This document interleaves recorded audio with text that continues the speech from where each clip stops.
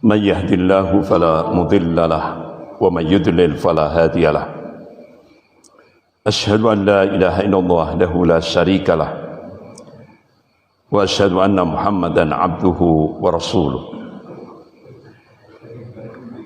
يا أيها الذين آمنوا اتقوا الله حق تقاته ولا تموتن إلا وأنتم مسلمون يا أيها الناس اتقوا ربكم الذي خلقكم من نفس واحدة وخلق منها زوجها وبث منهما رجالا كثيرا ونساء واتقوا الله الذي تسألون به والأرحام إن الله كان عليكم رقيبا يا أيها الذين آمنوا اتقوا الله وقولوا قولا سديدا يصلح لكم أعمالكم ويغفر لكم ذنوبكم ومن يطع الله ورسوله فقد فاز فوزا عظيما أما بعد فإن أصدق الحديث كتاب الله وخير الهدي هدي محمد صلى الله عليه وسلم وشر الأمور محدثاتها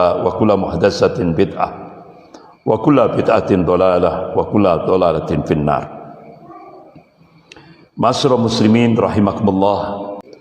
Malam ini kita membahas satu tema, sekularisme dan liberalisme.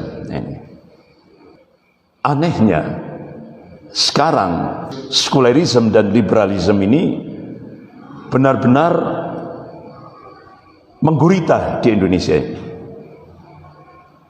Dan implikasinya itu bagi ormas-ormas Islam di Indonesia, kemudian bagi negara, bahkan yang paling dahsyat itu dalam lingkup pendidikan Islam. Ini benar-benar tantangan eksternal yang sangat luar biasa. Dan daya rusaknya luar biasanya. Merusak ormas Islam, merusak negara, dan merusak tarbiyatul Islamiyah, pendidikan Islam, lebih khusus di Indonesia. Bapak-bapak, ibu-ibu yang dimuliakan Allah, apalagi Indonesia sekarang dicengkram oleh imperialisme Cina. Yang sering kali saya sampaikan, Indonesia sekarang dicengkram oleh imperialisme Cina. Bahkan Jepang yang pernah menjajah Indonesia 3,5 tahun itu memberikan warning, hati-hati Indonesia dari cengkraman komunis Cina, imperialisme Cina. Ini. Kalau kita kembalikan, bapak-bapak, ibu-ibu yang dimuliakan Allah, kita kembalikan pada nas Al-Quran dan As-Sunnah, ini benar-benar sudah menjadi realitas. Apa yang dikabarkan oleh Allah dan Rasulnya sudah nampak di hadapan kita. Allah tegaskan dalam surah Al-Imran ayat 140. A'udzubillahi minasyaitonir rajim. Wa tilkal ayyam nudawwiluha bainan nas wa liya'lamallahu alladhina amanu wa yattakhidha minkum syuhada wallahu la yuhibbudz zalimin. Wa tilkal ayyam nudawiluha bainan nas, dan masa kejayaan dan kehancuran, masa kemenangan dan kekalahan Allah pergirilkan di tengah-tengah manusia itu, supaya dari situ bisa diambil ibrah, pelajaran. Wa liya'lamallahu alladhina amanu, dan Allah ingin menunjukkan bukti kebenaran ini pada hamba-hambanya yang amanu, yang beriman kepada Allah, yang muwahhid, yang mentauhidkan Allah dalam segala aspek kehidupan ini.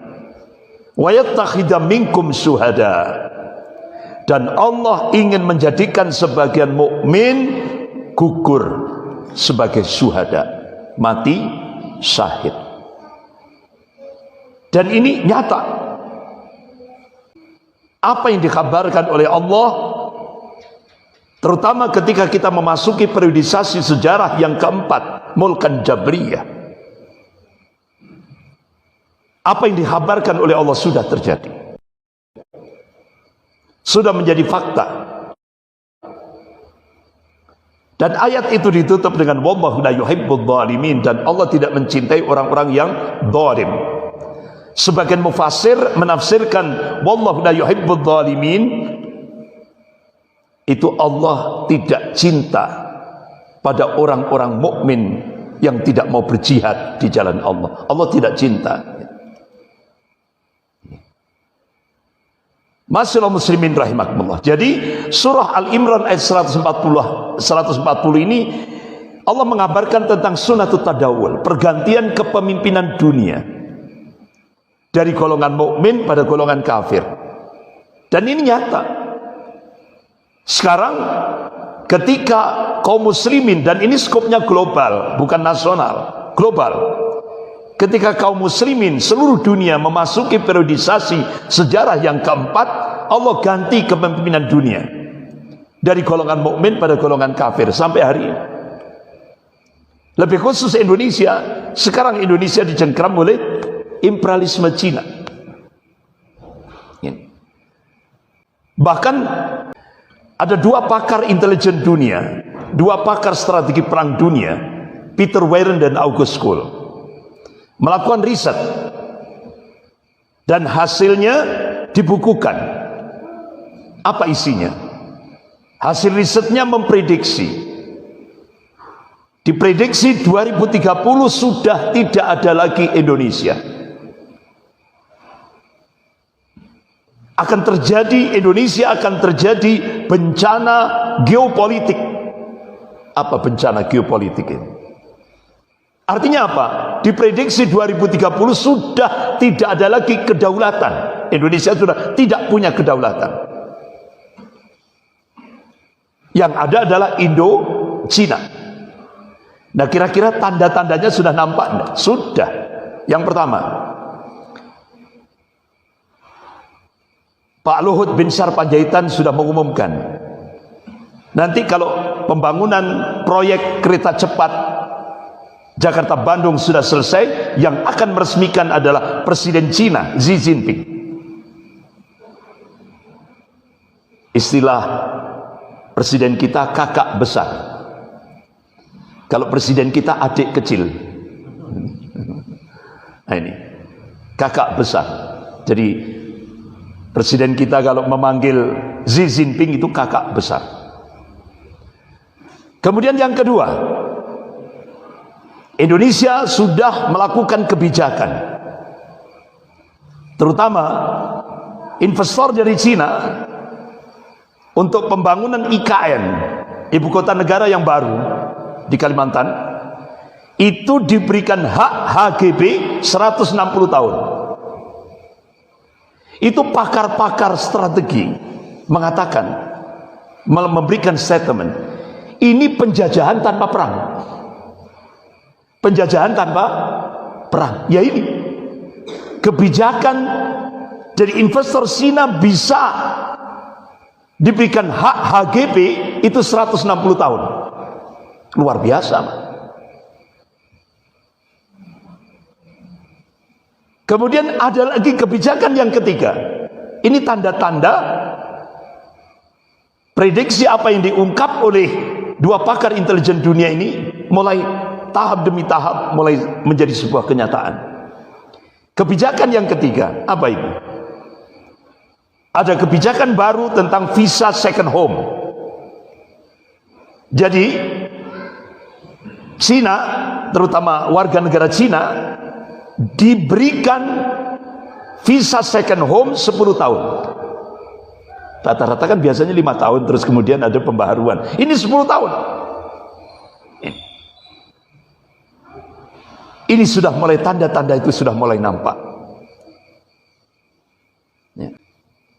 Ketika Indonesia dicengkram oleh imperialisme Cina, seperti yang sudah saya sampaikan, muncul sebuah nota diplomatik rahasia dari kedubes Amerika di Beijing tertanggal 5 Maret 2007 dengan kode referensi Beijing 1448. Isinya apa?